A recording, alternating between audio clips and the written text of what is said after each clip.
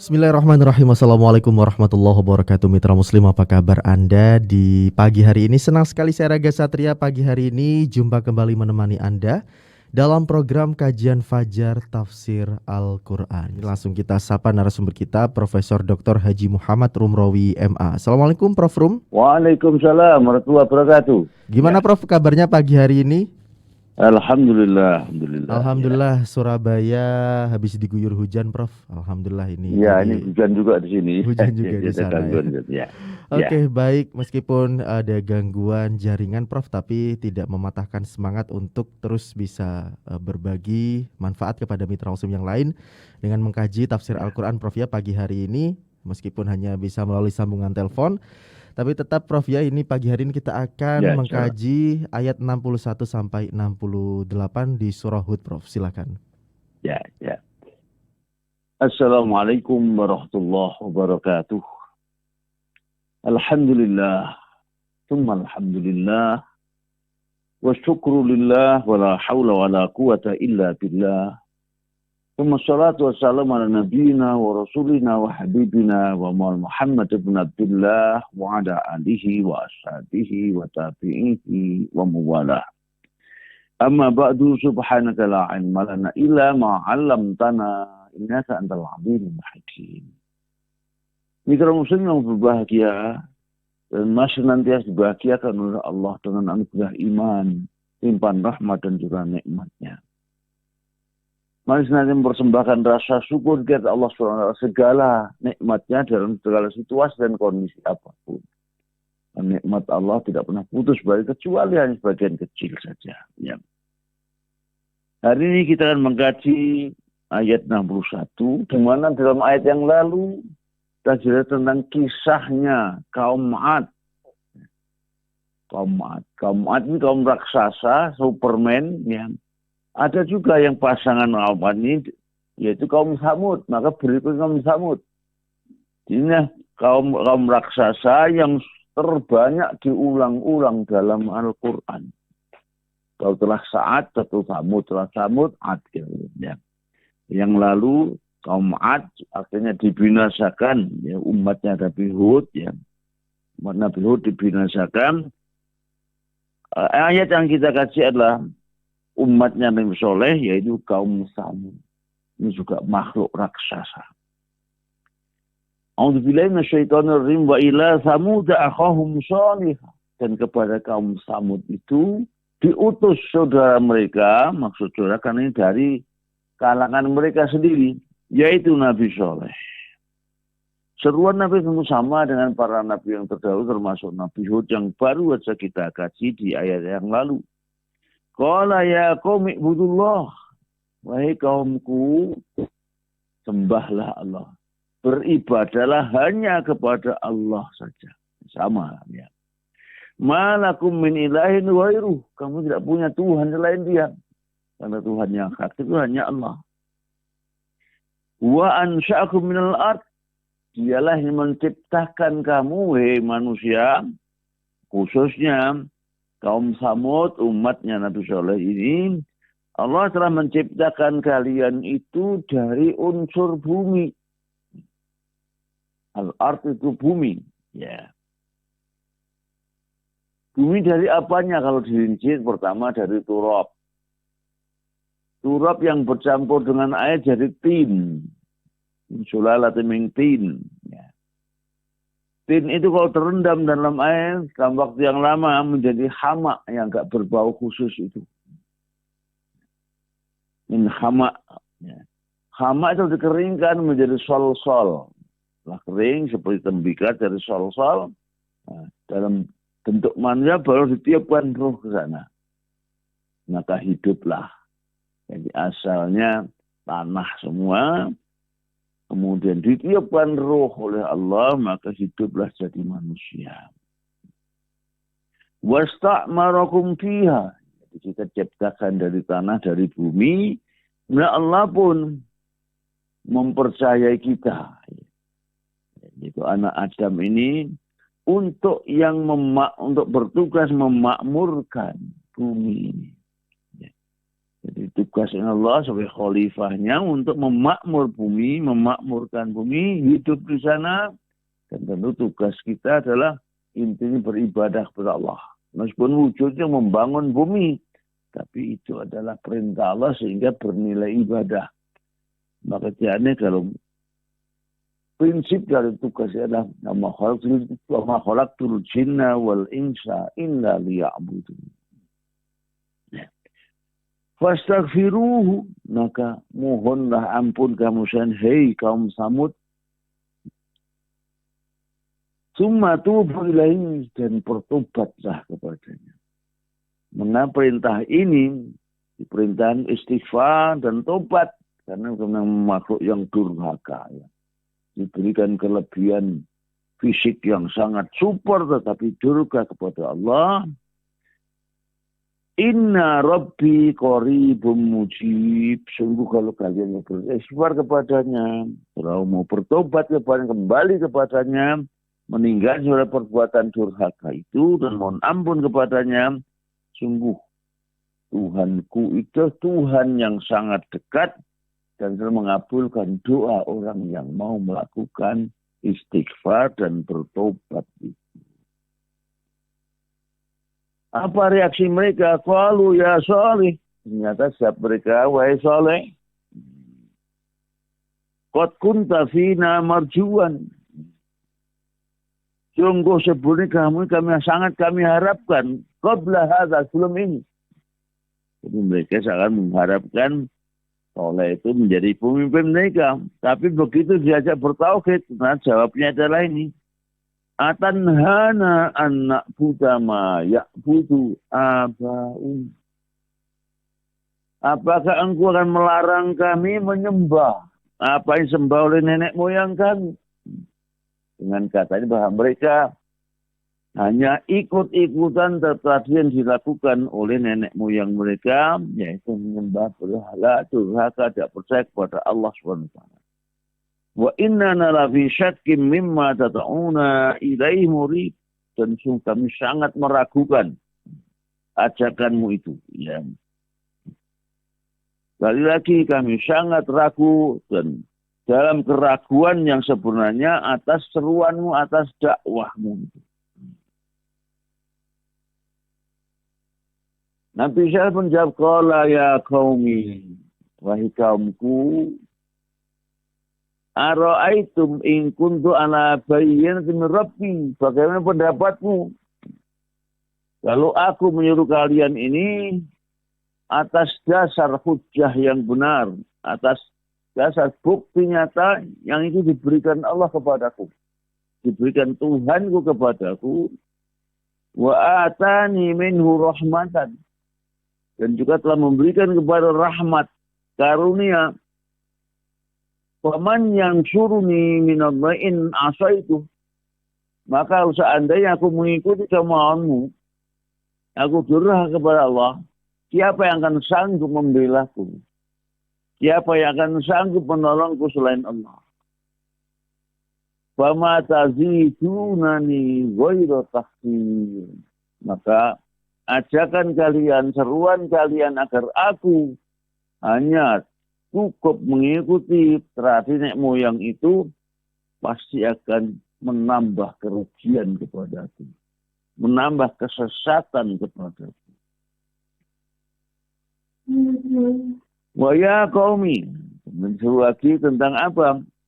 Bukti dari kenabian dan kerasulan Nabi Saleh, yaitu ini. Hadhihi naqatullahi lakum. Ini adalah unta betina, ini sebagai bukti nyata, karena mukjizat dari Allah tidak seperti biasanya.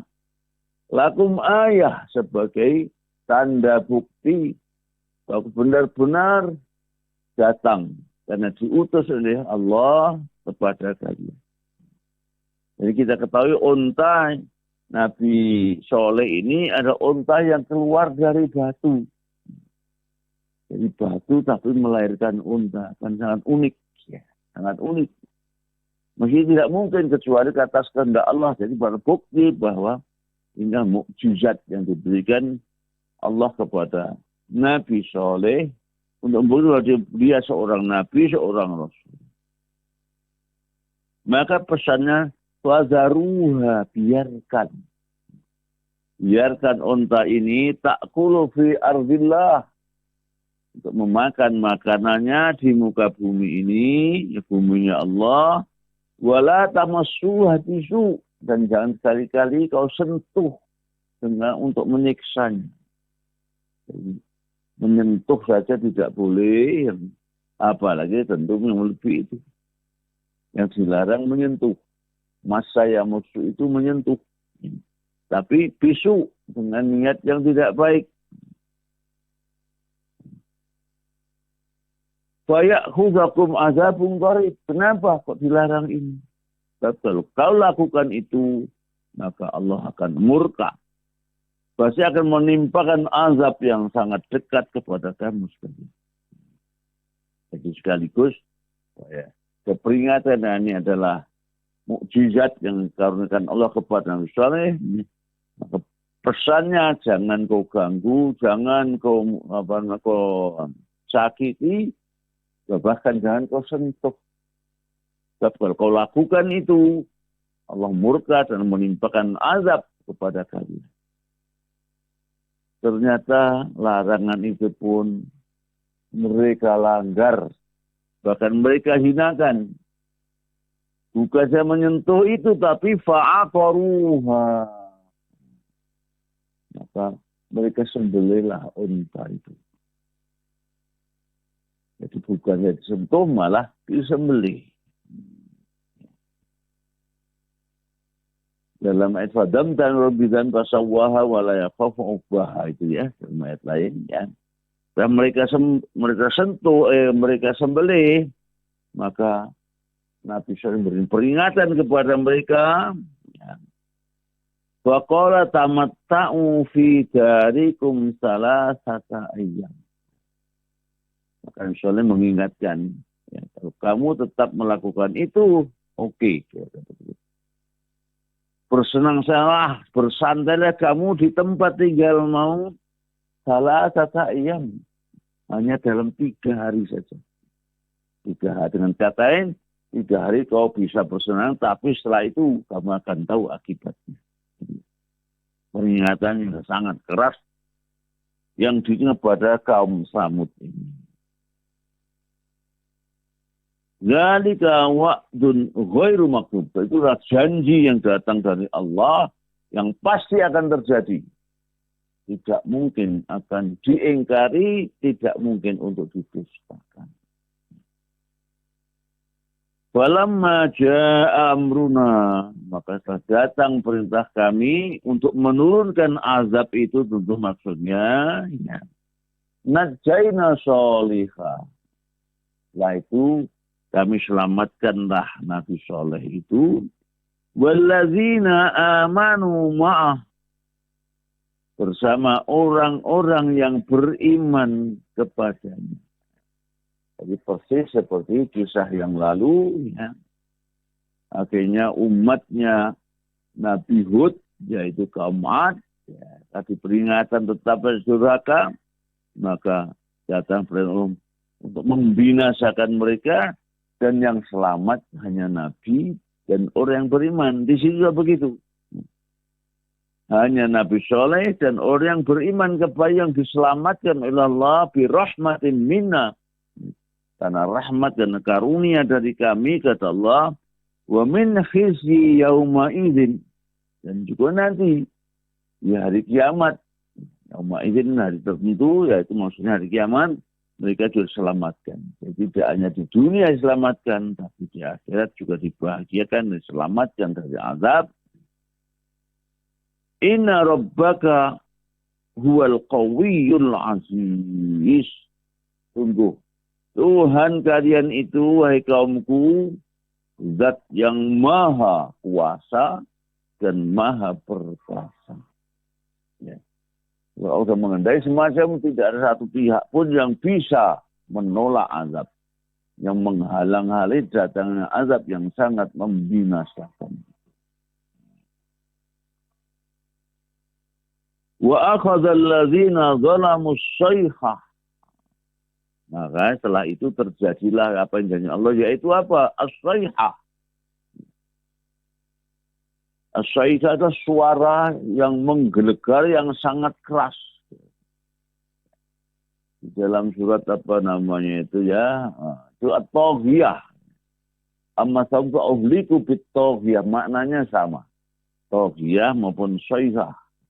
Datang suara yang menggelegar, yang membuat mereka bergelimpangan tewas ya. Di benteng di rumah mereka sendiri. Fa'asbahu fi diyarihim jathimin. Maka mereka pun bergelimpangan tewas di dalam rumah mereka. Ya. Di dalam rumah mereka tewas bergelimpangan. Ya. Lenyap nyawa mereka setelah durhaka dan tidak pada peringatan daripada Nabi Soleh itu. Ya. Ka'alam yagnau fiha. Tewas mereka, binasanya mereka seakan-akan mereka belum pernah tinggal di atasnya. Lenyap sama sekali ya. Hilang, tidak ada kehidupan mereka, semua binasa. Allah, maka ketahuilah inna samudan kafaru. Ketahuilah bahwa sungguh Samud orang yang sangat durhaka, ya sangat durhaka. Sebenarnya kaum Ad yang lalu, ya. Kafaru rabbihim, kafaru bi rabbihim, kafaru rabbahum. Mereka kufur, durhaka kepada Tuhannya, maka sangatlah pantas kalau mereka itu dibinasakan sejak di dunia. Karena apa? Yang menimpa mereka adalah azab. Bukan seperti yang menimpa kita hanyalah musibah. Yang dalam surah yang lalu saya sampaikan, dan Muhammad datang dengan membawa rahmat, maka Allah berkenan khusus untuk umat Muhammad itu tidak diazab di dunia. Azab ditunda hari kiamat, dan itu ada dalam surat 16 ayat 61 maupun surat 3 ayat 45 ayat terakhir. Walakin yuakhirhum ila ajalin musamma. Jadi inilah salah satu keistimewaan umat Muhammad ya, yang Allah berkenan tidak mengazabnya di dunia, hanya diingatkan. Kok bukan azab pun apa? Sebab kalau azab itu tiba di dunia, itu yang binasa tidak hanya satu kaum, tidak hanya satu manusia tertentu, tetapi seluruh makhluk melata tidak akan tersisa di atas bumi. Ma taraka ala zuhriha min dabbah, satu ayat man. Tidak akan yang tersisa di dalam, di atas bumi itu makhluk yang melata. Yang satu, ma taraka alaiha min dabbah wa zuhriyata tara alaiha. Segala apa yang ada atas planet bumi ini akan binasa semua kalau azab itu diturunkan di dunia. Nah, untuk kita, sekali lagi, hanya musibah. Musibah seperti yang kita hadapi sekarang. Ada banjir, ada tsunami, ya. Ada gunung, ya, meletus, gempa bumi, tanah, longsor, dan sebagainya. Itu sifatnya lokal semua. Itu hanyalah peringatan. Ya, seharusnya dengan peringatan ini kita sadar. Sebab menurut Allah ternyata alam ini juga merespon perbuatan kita. Anehnya ya, saya menyimpulkan itu, alam itu merespon perbuatan kita. Responnya apa? Kalau kita beriman dengan benar, bertakwa dengan benar, maka langit itu hanya menurunkan berkah. Bumi menurunkan berkah. Tetapi kalau sebaliknya, kita mendustakan Allah, maka yang terjadi sebaliknya. Langit bumi mereaksi itu dengan datang membawa berbagai musibah, bencana. Dan itu untuk kita, kalau untuk umat terdahulu, bahkan azab pun diturunkan di dunia. Maka binasalah mereka semuanya tanpa kecuali. Sekali lagi inilah salah satu keistimewaan yang Allah kepada umat Muhammad yang tidak diadab di dunia, hanya diingatkan. Dan peringatan itu kalau kita sadari, maka peringatan yang belum musyrik akan menghapuskan dosa kita dan juga menambah pahala buat kita. Ini saya kira kajian kita hari ini yang terkait umat atau makhluk manusia yang paling super, paling raksasa, dan berkali juga puluhan, bukan puluhan banyak, mungkin sampai 50-an kali ada. Adam Samud ini untuk pelajaran buat kita. Kita tidak sehebat itu, tidak sehebat mereka, dan mereka dibinasakan. Gimana kita yang makhluk yang tidak super, yang mini, ya. Jauh kalah jauh dengan mereka. Mudah-mudahan menjadi pelajaran buat kita, mengambil hikmah daripadanya, dan insya Allah dan selamat Allah dari tadi sudah pasti dari azab dunia dan juga diselamatkan dari azab akhirat. Amin ya rabbal alamin. Monggo Mas Raga. Baik, terima kasih Prof. Rum atas pencerahannya pagi hari ini. Kita mengkaji ayat 61 sampai 68 ya Mitra Muslim, kisah Nabi Soleh alaihi salam. Dan nanti kita sambung lagi tentunya di segmen berikutnya. Kami juga undang Anda untuk bisa bergabung bersama kami. Silahkan 031 5624 555 untuk penelpon dan juga WhatsApp di 0855 3938. Beberapa komentar sudah banyak sekali yang masuk dari channel YouTube Suara Muslim TV. Terima kasih Mitra Muslim sudah setia dan juga mendukung channel YouTube Suara Muslim TV. Mitra Muslim jangan kemana-mana, tetap bersama kami dalam kajian Fajar Tafsir Al-Quran. Segmen terakhir dalam kajian Fajar Tafsir Al-Quran. Dan kami undang Anda Mitra Muslim untuk bisa bergabung bersama kami tentunya 03156245555. Dan juga WhatsApp boleh silakan di 0855300938. Ke penelpon pertama Prof ya. Assalamualaikum. Ya. Waalaikumsalam warahmatullahi wabarakatuh. Pak Sodikun silakan. Assalamualaikum Prof. Waalaikumsalam warahmatullahi wabarakatuh. Prof, dari kisah-kisah Nabi itu kan ada kaitannya dengan binatang. Seperti Nabi Soleh ini kan ada unta betina. Terus Nabi Muhammad itu dengan dombanya. Terus Nabi Musa kan ada sapi itu. Itu bagaimana itu hubungannya? Apakah ada Nabi yang hubungannya dengan tumbuh-tumbuhan? Bagaimana? Terima kasih. Ya, Waalaikumsalam. Jadi kalau nabi-nabi yang tadi diceritakan itu hubungannya dengan hewan, Prof. Apa ada nabi yang hubungannya dengan tumbuh-tumbuhan gitu kata beliau? Mungkin dikisahkan dengan tumbuhan sampai diceritakan di Al-Quran, mungkin ada gitu, Prof.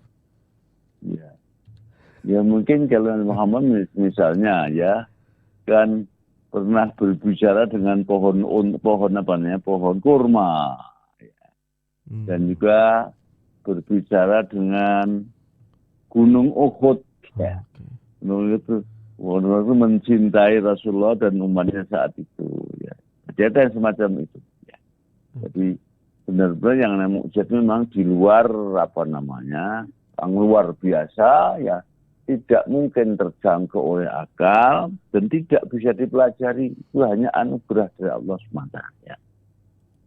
Jadi bicara dengan gunung kan kayaknya mustahil ya. Bahkan Rasulullah juga pernah mendengar batu kerikil yang di tangannya bertasbih. Kan dalam sebuah ayat Al-Quran kan wa illa wa in kullu syai'in la yusabbihu hamdi walakin la tafqahun tasbihahum. Segalanya bertasbihlah, hanya kalian semua tidak bisa memahami tasbihnya mereka itu. Ada yang memahami bahasa mereka. Sehingga Rasul juga pernah menyatakan, sungguh kalau kalian bisa mendengar seperti apa yang kau dengar, bisa melihat seperti apa yang aku lihat, kamu tidak akan sempat tertawa. Kamu tidak akan selalu menangis. Jadi bayangkan kalau seandainya kita melihat yang setan, melihat iblis, melihat jin di hadapan kita, ya. Gimana kan? Melihat yang naik bakteri yang berterbangan di udara, ya.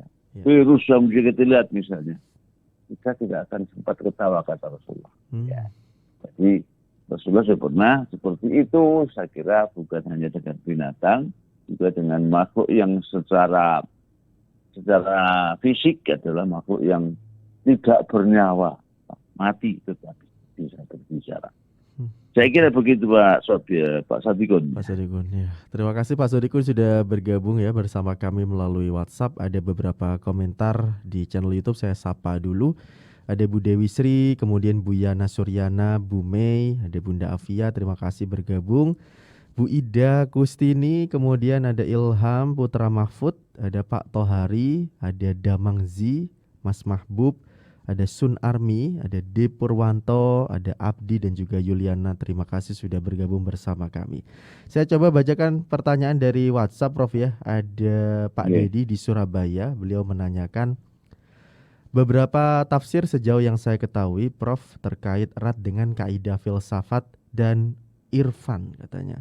Tapi ada beberapa kelompok tertentu yang melarang itu kaidah filsafat dan juga irfan, yang sebenarnya itu sangat penting kata beliau. Nah, bagaimana kalau pandangan Prof Rum? Ya, filsafat itu intinya sebenarnya kan dari pemikiran, dari logika ya. Yang penting tidak menyimpang dari prinsip-prinsip Al-Quran, maka tidak menjadi masalah. Kalau itu justru lebih memperjelas, ya. Memperjelas petunjuk Al-Quran, tidak bertentangan dengannya, pasti tidak menjadi masalah. Ya. Jadi tidak mutlak bahwa Al-Quran anti filsafat, tidak. Jadi Al-Quran bisa dideteksi di berbagai macam ilmu, maka kita disuruh ya, belajar apapun ilmu itu, yang penting membawa manfaat. Ya. Dan terutama mencari ilmu di samping yang diberi Allah, yaitu dari ciptaan Allah, mencermati alam semesta. Ya. Karena yang kita dapat hari ini hampir semuanya dari itu. Teknologi sekarang ya, semuanya dari pencermatan terhadap ciptaan alam. Ada pesawat terbang dari melihat burung, ya. Mungkin ada perahu kapal melihat ikan yang seperti itu, ya. Melihat yang dulu ada mesin uap, karena melihat ternyata air yang mendidih ternyata mempunyai tekanan energi untuk menggerakkan benda dan lain sebagainya, ya.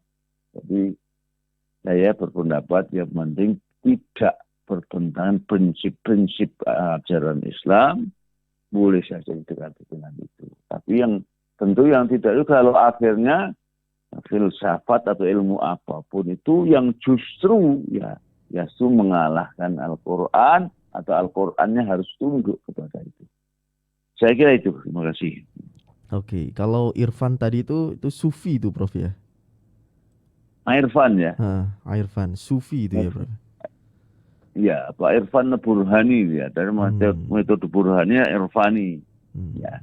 Itu yang dikenalkan oleh siapa namanya Abu Jabir Al-Jabiri, orang Maroko. Oke. Ya. Baik, terima kasih untuk Pak Dedi yang sudah bergabung. Lanjut ke WhatsApp berikutnya Prof ya. Ada Pak Anang di Benowo, beliau menanyakan, tapi sebelum saya bacakan pertanyaan dari Pak Anang, saya sapa dulu penelpon berikutnya. Assalamualaikum. Halo, assalamualaikum. Waalaikumsalam. Dengan Bapak siapa di mana? Pak Yitno Surabaya. Pak Yitno silakan. Assalamualaikum Prof. Waalaikumsalam warahmatullahi. Begini Prof ya, saya mau tanya, kalau anak lahir di luar nikah itu bapaknya masih punya hak jadi wali enggak gitu? Pak. Assalamualaikum warahmatullahi wabarakatuh. Waalaikumsalam warahmatullahi wabarakatuh. Waalaikumsalam warahmatullahi wabarakatuh. Ini sebenarnya masalah fikih. Ya, fikih ini ke Ustaz Agung. Secara umum para ulama ya menyatakan tidak berhak untuk menjadi wali. Ya. Para umumnya mengatakan bahwa keabsahannya itu harus dari pernikahan yang sah. Sehingga anak zina ya walinya bukan ayah yang biologis ya, tetapi pindah kepada wali yang lain ya. Saya kira yang lebih hati-hati adalah itu saya kira ya. Meskipun juga pasti ada yang berpendapat lain ya. Jadi mungkin secara lebih detailnya mungkin ini di kajiannya Ustadz Agung mungkin. Betul ya. Baik. Secara umum seperti itu ya. Baik.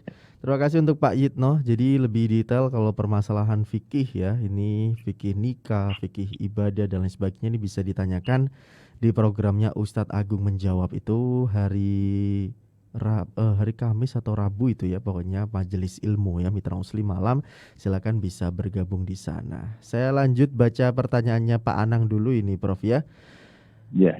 Terkait kisah yang tadi Prof, apakah suara menggelegar itu berupa gelombang getaran yang hanya membinasakan kaum Ad namun tidak menghancurkan benda dan makhluk lain Prof, seperti halnya hewan tertentu yang bisa mendengar frekuensi tertentu yang tidak bisa didengar oleh manusia?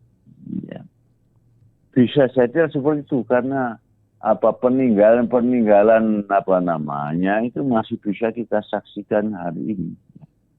Bahkan Nabi Muhammad SAW itu mengingatkan mereka sering sudah melewati negeri di mana kaum Samud dibinasakan, yaitu negeri Syam itu. Jadi kalau melihat itu kan berarti manusianya yang dibinasakan. Ya. Itu kalau mengendaki itu tidak bukan suatu hal yang mustahil. Ya. Jadi ada yang dibiarkan utuh, ada yang dibinasakan, dan khusus ini terutama manusia yang binasa, tinggal hanya yang beriman saja tadi. Ya. Jadi tentang suaranya tidak tahu persis ya, tapi yang jelas suara yang menggelegar dengan itu, dan frekuensi tertentu mungkin ya, sehingga mereka bisa tewas semua. Ya, saya kira begitu.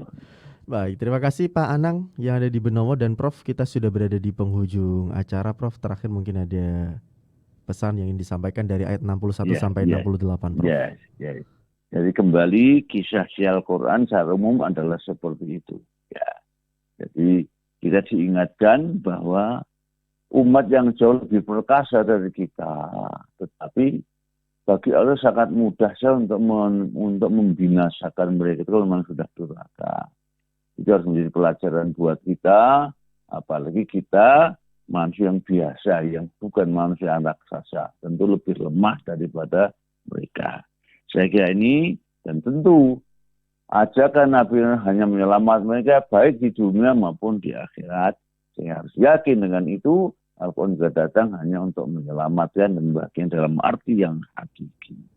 Saya kira begitu. Tentu Allahu a'lam bishawab. Hadan wa iyyakum ajma'in.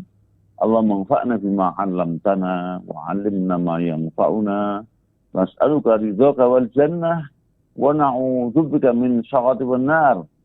Allahumma qina syarral zalim wa maqral makiri bi rahmi arhamar rahimin.